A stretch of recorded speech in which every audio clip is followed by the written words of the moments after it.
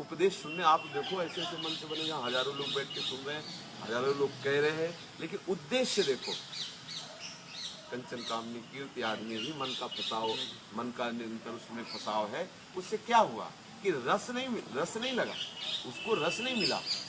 अगर रस मिले तो श्री भागवत में कहा गया है कि पूरे त्रिभुवन की संपत्ति उसको दी जाए तो भी वो एक सेकंड के लिए, एक क्षण के लिए भी प्रिया प्रीतम का चिंतन नहीं छोड़ सकता। एक क्षण के लिए भी प्रिया प्रीतम का चिंतन नहीं छोड़ सकता।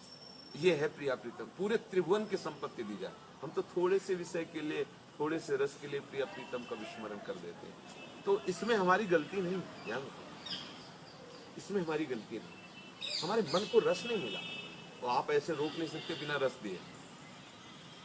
उसको अगर आप केवल पहला फुसलाना चाहे, केवल प्रवचन से मनाना चाहे, केवल सुना के मनाना चाहे, मानने वाला नहीं। उसको प्रत्यक्ष चाहिए।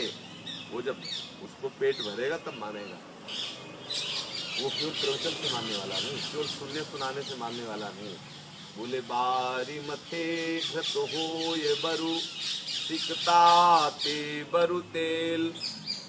बारू पेड़ करके भले तेल निकाल दिया जाए, पानी को मथने से भले घी निकाल दिया जाए, लेकिन बिनु हरि भजन न भवतरी ये सिद्धांत अपेल।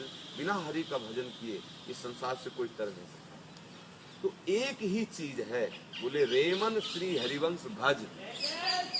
बोले रेमन श्री हरिवंश भज जो चाहत विश्राम। अय मन तुम यदि विश्राम चाहते हो तो हरिवंश का भजन करो। बोले जिह रस बस ब्रज सुंदरी छाण दिए सुधाम। आप देखो, स्त्री को पति को छोड़ना, पति को पत्नी को छोड़ना, ये सब दुर्लभ बातें हैं। माता को पुत्र को छोड़ना, पुत्र को माता को छोड़ना, ये बड़ी दुर्लभ बात है। गृहस्थी को घर परिवार छोड़ना, ये सब दुर्लभ बातें हैं। लेकिन जो ही बंसी बजी ठाकुर जी, आप देखिए बंसी का चमत्कार। बोले आई ब्रज नारी सुनत बंसी रव गृहपति बंधु विसारे। आई ब्रज नारी सुनत बंसी रव गृहपति बंधु विसारे।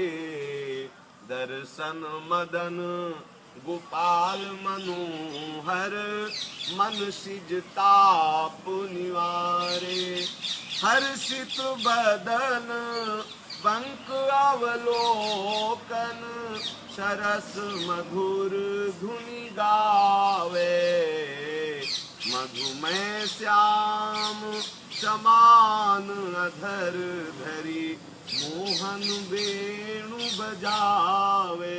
लाल जी ने जे हुई बंसी बजाए तो आई ब्रजनार सुनत बंसी रो। बोले गृहपति बंधु विसारे, जो अति आसक्ति का विषय है, जिसको छोड़ना बड़े बड़े योगियों के लिए भी दुर्लभ है। अंदर से आसक्ति बनी रहती है। मैं ब्राह्मण हूँ, मैं अमुक जगह का हूँ, मैं अमुक हूँ, ये स्मृति बनी रहती, भले न जाए लेकिन स्मृति पूरी बनी रहती। और यहाँ क्या हुआ, आई ब्रजनार सुनत बंसीरो गृहपति बंधु विसारे। विस्मृति हो गई शरीर की, शरीर के संबंधियों की, घर की, सबकी विस्मृति हो गई। बोले क्या दिखाई दे रहा है, क्या स्मृति में क्या है? बोले केवल एक ही वस्तु, मदन गोपाल। मदन गोपाल मनोहर और मनसिज ताप निवारे। जो मन में कामना का क्लेश होता है उसका दमन, उसका समन केवल मदन गोपाल ही कर सकते हैं, दूसरे की सामर्थ्य नहीं। जो हमारा मन विविध प्रकार की कामनाओं से जल रहा है उसका समन करने के लिए केवल लाल जी, दूसरा कोई। श्री कृष्ण के चरणारविंद हैं जिनसे हमारा हृदय परम शांत होकर के परम सुख का अनुभव करने लगता है। अब उस सुख शांति में, जिस सुख शांति का वर्णन किया जा रहा है, जिस सुख शांति के लिए हम चाह रहे हैं, हमारी आपकी सामर्थ्य नहीं, हमारी आपकी सामर्थ्य। कोई ये कहे कि हम साधना के द्वारा अपने चित्त को निर्विषय कर लेंगे, मेरे समझ की बात खत्म हो गई। मेरे विषय में मैं अपनी बात कहता हूँ। जो 10-5 साल साधन कर रहे हैं वो बात करें तो अलग की बात है, हम अपने जीवन की बात करें। हमारे इस समय 45 वर्ष के हो, साधन से न कभी कोई विषय से अलग हो पाया, न हो पाएगा।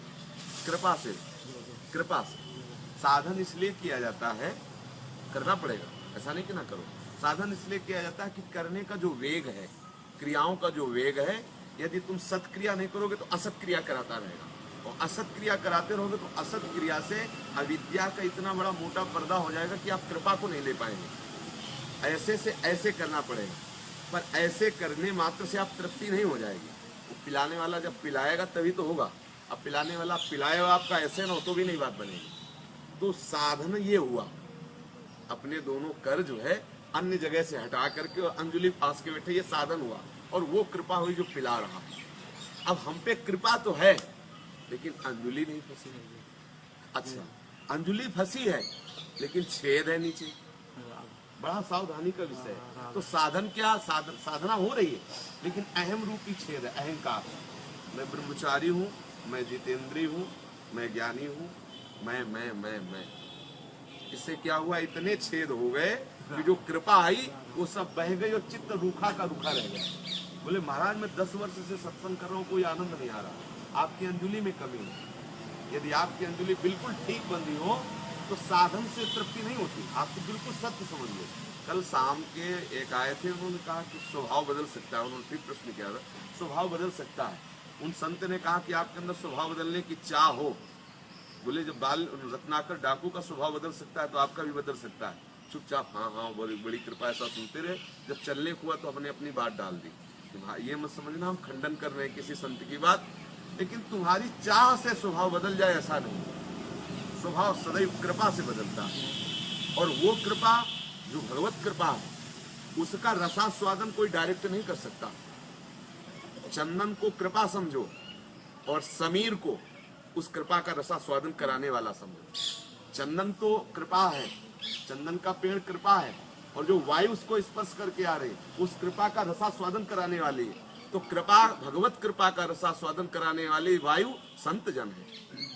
भगवत कृपा तो सब पर मोरी बराबर दया, सब मम प्रिय सब मम उपजाए, सब मेरे प्रिय है, सब मेरे द्वारा उपजाए हैं, इसमें कोई भेद नहीं। पर उस रस का, उस कृपा का यदि रसा स्वादन करना है तो बोले वो वायु आनी चाहिए। जैसे वायु आती है घ्राणेन्द्रिय में आनंद, ओहो ये रायवेल की खुशबू, ये मालती की खुशबू, ये जूही की खुशबू, हम कितनी दूर है पर वायु की कृपा से उसका बोध हो जाता है। ऐसे ही भगवत कृपा रूपी चंदन की सुगंध संत महात्माओं के वायु रूपी स्पर्श से उन्होंने जो अनुभव किया है, उनकी जो वाणी है उसकी स्पर्श मात्र से हमारा हृदय आह्लादित हो जाता है और उस सुख का अनुभव करने लगते हैं जो भागवतिक सुख है, परम सुख है।